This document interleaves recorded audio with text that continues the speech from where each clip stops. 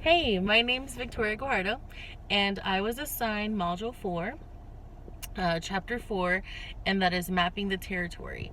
The concept I chose to expand on is the sociocultural tradition, one of the 7 traditions by Robert Craig. So the chapter in general covered an array of concepts within the field of communication theory. And it is in this chapter that University of Colorado communication professor Robert Craig introduced his 7 identified traditions of communication theory. The way I see these traditions is that they're like whole cultures within the entire culture of communication studies. So, as an umbrella, we have the field of communication, and then within communication, we have the theorists, and then those theorists, depending on the type of theory they pursue, subscribe to norms of one of the 7 traditions.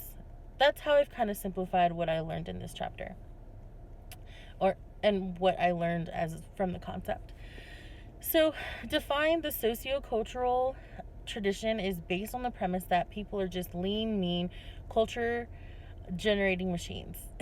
The 2 people who pioneered this tradition are linguist Edward Sapir and his student Benjamin Lee Whorf. Together, they came up with the hypothesis that states the real world is to a large extent unconsciously built upon the language habits of that group. This tradition explains and challenges that words we speak do not literally always reflect reality, because they believe our own reality is shaped by the cultural language that we've cultivated since birth.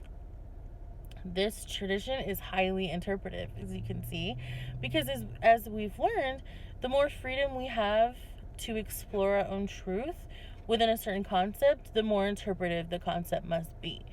So, in order to better explain this tradition, I'm going to use a real life example from something that I've realized during adulthood.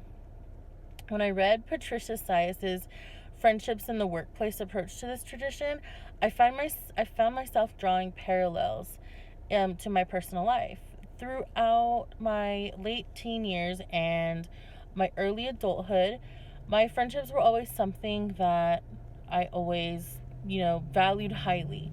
I had a functional relationship with my parents, but not quite as open as I wished. I was a fearful, closeted, gay teen growing up in a very conservative household setting. So at times I felt trapped, so I depended on my friends for a social release.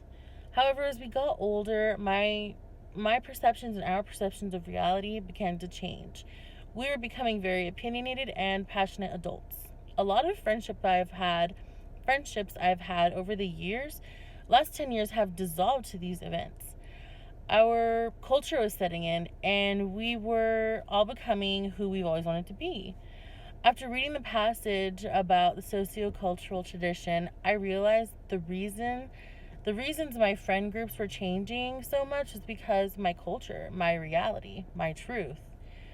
As a 24-year-old with so much wisdom and so much experience, catch the sarcasm there, I don't have the time or the patience to entertain people who don't fit or support my narrative.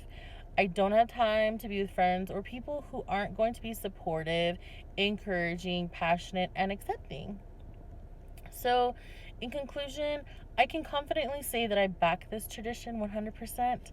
It's put my life events into a different perspective, pretty much a cultural one.